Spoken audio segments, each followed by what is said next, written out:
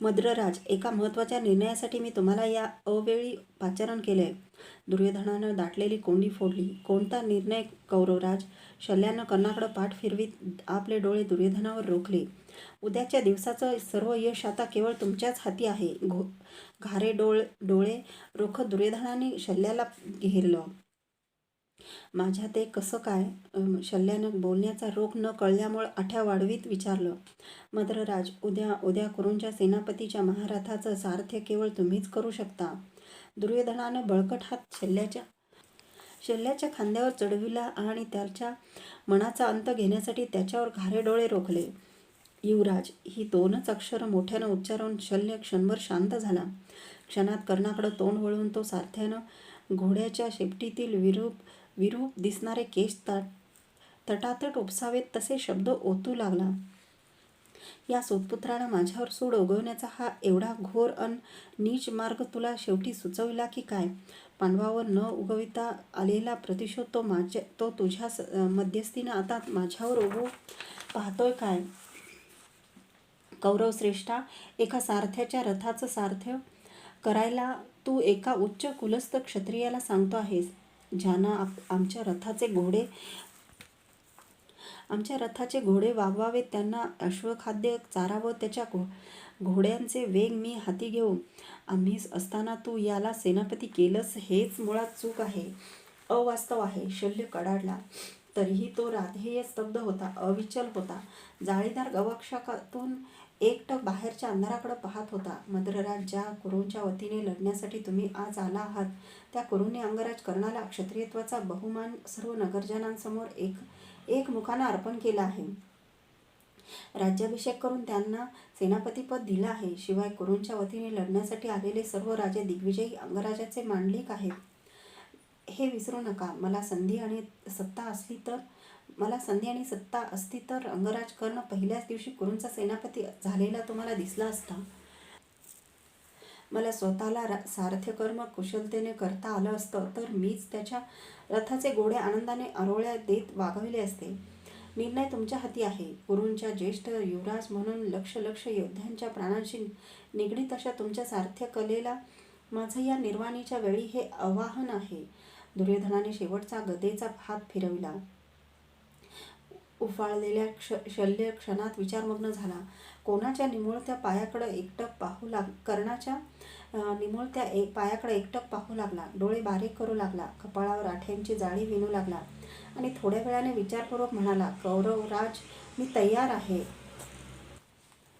शिबिराबाहेर पळताना शल्यानं आपल्या उतरियाचा शोक उपहासानं उडविला नाही. तो बाहेर जाताच दुर्योधनानं आवेगानं पुढं होत कर्णाचं पुष्टदंड आपल्या हातात धरले.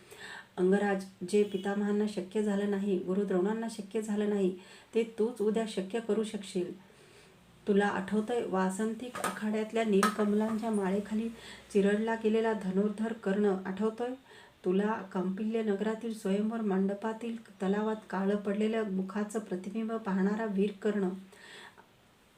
आठवतोय सुदामांच्या चितेचा गंगेकाठचा भडका तुला? आठवतोय शोणाच्या शिरस्त्राणाचा भुगा? आठवतोय ना तुला पितामह गुरु द्रोण, शोण आणि सत्यसेन यांच्या तडफत्या पराक्रमाचा आक्रोश? अंगराज, उद्या अर्जुनाच्या धनुष्याची प्रत्यंचा अशी तुटली पाहिजे की प्रत्यक्ष तिच्या तुटल्या बांधल्या विळख्याचं पाशासारखा अर्जुनाच्या निळ्या गळ्याभोवती करकचून आवळला गेला पाहिजे. त्याच्या रथावरच्या निळ्या सारथ्याला कळताही कामा नये की अर्जुन काळा निळा होऊन एकाएकी कसा कोसळला. बोल अंगराज, बोल. त्यानं त्याचे दंड गदगदा हलवले. त्याचे घारे डोळे कर्णाच्या विशाल कपाळावर आपलं भविष्य वाचण्यासाठी भिरभिरत होते. कौरवश्रेष्ठा, तुला विजय मिळवून देण्यासाठी मी प्राणही पणाला लावीन. जा, पण भोवतीच्या नगरातील याचकांना उद्या मुक्तदान मिळेल अशी दवंडी फिरव. त्यानं दुर्योधनाला धैर्य दिलं. घरंगळलेलं उतरीय आनंदानं पुन्हा सावरून त्याचे पिळदार पुष्ट दंड थोपटून दुर्योधन त्याच्या शिबिरातून बाहेर पडला. भोवतीच्या पलित्यातील एक पलिता हाती घेऊन प्रभंजन त्याला मार्ग दाखवू लागला. दोघांच्याही आकृत्या दुर्योधनाच्या शिबिरात शिरून लय पावल्या. 16व्या दिवसाची शुद्ध द्वितीयेची रात्र. उद्याच्या पोटात काय आहे याचा कानोसा घेत मांडीवरच्या कुरुक्षेत्राला झोपविण्यासाठी दोषद्वतीच्या काठचा थंड वायूचे हात करून त्याला थोपटीत होती. तरीही कुरुक्षेत्राला झोप काही येणार नव्हती. दूतानं सर्व इतिवृत्तांत धावत येऊन आम्हाला निवेदन केला. तो ऐकताना कुणीतरी एक हास्यास्पद कल्पना मांडली. मद्रराज शल्याच्या पांडवांशी असलेल्या नात्याच्या रेशमी धाग्यांची आठवण देऊन फोडण्यासाठी नकुल सहदेवांना त्याच्या शिबिरात पाठवावं. ते शक्य झालं नाही तर निदान शल्याला असं सुचविलं जावं की उद्याच्या युद्धात सारथ्य करताना कर्णाला मर्मभेदी बोलून शल्यानं वारंवार त्याच्या हीन कुलाची त्याला जाणीव करून देऊन कर्णाचा तेजोभंग तरी करावा. किती विचित्र कल्पना होती ही. ती मांडणाऱ्यांना याची जाणीवही नव्हती की शल्यासारखा मानी राजा आपल्या धावल क्षत्रियत्वाला कलंक लावणार असं काहीही कृत्य करण्यास कधीही तयार झाला नसता. नात्याच्या लोभापोटी सुद्धा तसं त्याला वाटलं असतं तर 16 दिवस सतत गर्जणाऱ्या घुमणाऱ्या युद्धात त्यानं कौरवांचा केव्हाच विश्वासघात केला असता.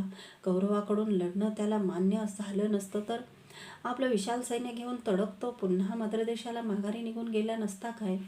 आजवर युद्धात वीरांना एक वेळ क्षम्य असलेलं क्रौर्य दिसलं होतं, विश्वासघात नव्हे.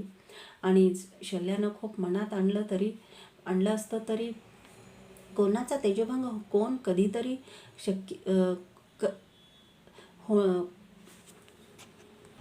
आणि शल्यानं खूप मनात आणलं असतं तरी कर्णाचा तेजोभंग होणं कधीतरी शक्य होतं काय.